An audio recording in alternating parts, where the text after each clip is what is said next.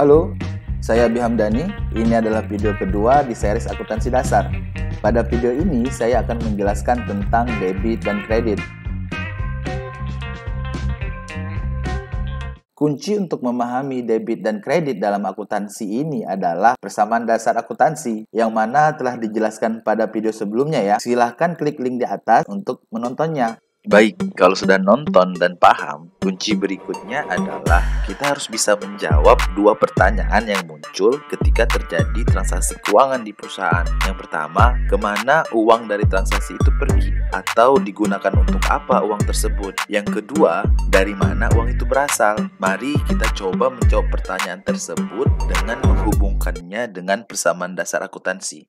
Adapun persamaan dasar akuntansi adalah aset sama dengan liabilitas ditambah ekuitas. Setiap transaksi keuangan yang terjadi di perusahaan atau bisnis akan menyebabkan pengaruh dengan nilai yang sama terhadap dua sisi ini, sisi aset dan sisi liabilitas ditambah ekuitas. Misalkan saya membuat sebuah usaha, modalnya dari uang saya pribadi 10 juta dan 5 juta dari utang ke bank. Jika masih menggunakan pola persamaan dasar akuntansi dalam mencatatnya, maka pencatatannya adalah sebagai berikut. Kas 15 juta sama dengan utang 5 juta ditambah modal 10 juta. Contoh kasus itu adalah transaksi pendirian usaha baru dengan menyetorkan kas ke bisnis tersebut sebesar 15 juta dari uang pribadi dan utang pemilik bisnisnya.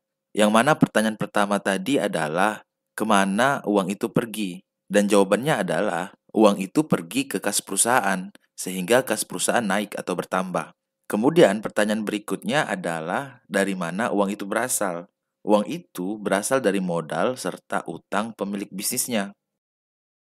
Pencatatan yang seperti itu tentu tidak efektif dan tidak efisien. Makanya terciptalah debit dan kredit sebagai dua kata yang merefleksikan atau mencerminkan dua sisi itu.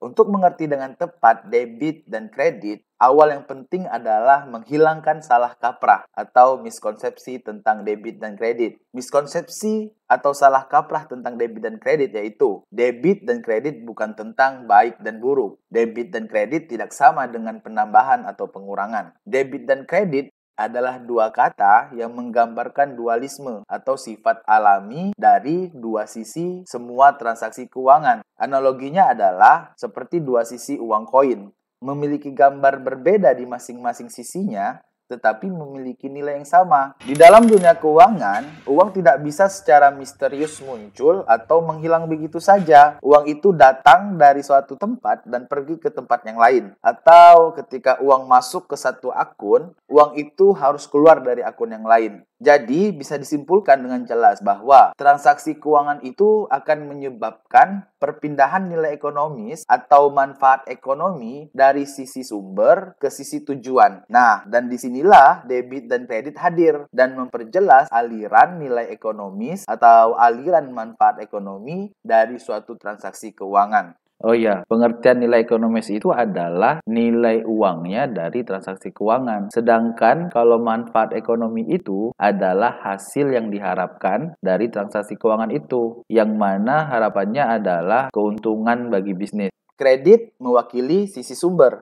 dan debit mewakili sisi tujuan. Tujuan dari aliran manfaat ekonomi itu akan masuk ke satu aset, bisa berupa uang tunai, gedung, peralatan, piutang, dan lain-lain. Kedua, expense, yaitu biaya barang atau jasa yang bisnis bayar kepada pihak ketiga. Yang ketiga adalah dividen, yaitu bagi hasil untung bisnis kepada pemilik bisnis. Dan sisi kredit adalah sisi di mana manfaat ekonomi itu berasal. Yang pertama adalah owner's equity atau modal pemilik, yaitu uangnya owner atau pemilik bisnis yang diserahkan untuk digunakan dalam bisnis. Yang kedua adalah liabilitas atau utang, yaitu utang pemilik kepada pihak bank untuk digunakan dalam bisnis, atau utangnya bisnis kepada supplier karena membeli barang atau jasanya supplier dan belum dibayarkan.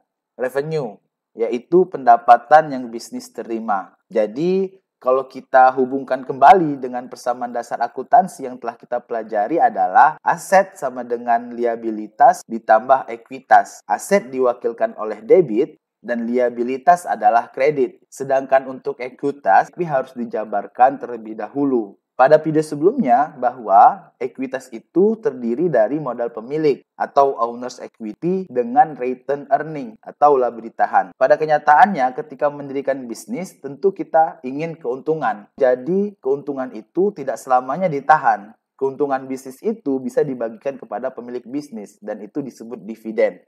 Jadi rumus dari ekuitas itu adalah ekuitas sama dengan modal pemilik atau owner's equity dikurang dengan dividen atau laba yang dibagikan ditambah dengan laba ditahan atau return earning. Sedangkan return earning adalah laba yang ditahan. Yang mana rumus dari keuntungan atau laba itu adalah pendapatan dikurang beban-beban. Revenue dikurangin expense. Jadi rumus persamaan dasar akuntansi bila dijabarkan menjadi aset sama dengan liabilitas ditambah ekuitas dikurang dividen ditambah revenue dikurangin expense. Mari kita posisikan agar tidak ada tanda minus atau kurang dari rumus itu. Kita bisa menggeser sisi kurang pada rumus itu ke sebelah kiri. Kita menggeser dividen dan expense-nya. Rumusnya akan menjadi dividen ditambah expense ditambah aset sama dengan liabilitas ditambah ekuitas ditambah revenue. Sisi sebelah kiri mempresentasikan sisi sebelah debit, yaitu bersaldo normal di sebelah debit dan bertambah apabila didebitkan dan berkurang apabila dikreditkan. Sedangkan sisi sebelah kanan adalah kredit. Bersaldo normal di sebelah kredit, bertambah apabila dikreditkan, dan berkurang apabila didebitkan. Untuk membantu kalian dalam mengingat rumus itu, gunakan kata dealer, yaitu D, dividen, ditambah E, expense, ditambah A, aset. Sama dengan L, liabilitas, ditambah E, ekuitas, ditambah R, revenue. Agar kalian paham dan bisa menentukan posisi masing-masing, yang mana debit dan yang mana kredit, gunakan kata dealer. Baik, sampailah pada kesimpulan. Debit dan kredit adalah kata yang digunakan sebagai pengganti dua sisi dari setiap transaksi keuangan. Debit merepresentasikan sisi sebelah tujuan manfaat ekonomi dari transaksi keuangan. Sedangkan kredit merepresentasikan sisi sebelah sumber manfaat ekonomi itu berasal.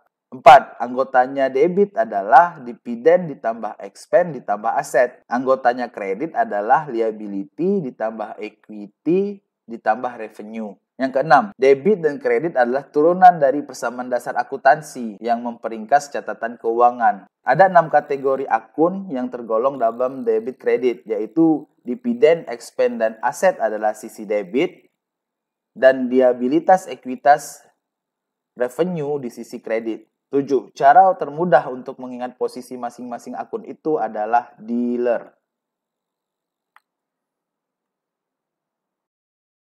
Terima kasih telah menonton. Semoga mengerti. Silakan subscribe agar tidak ketinggalan video selanjutnya dari video series akuntansi dasar.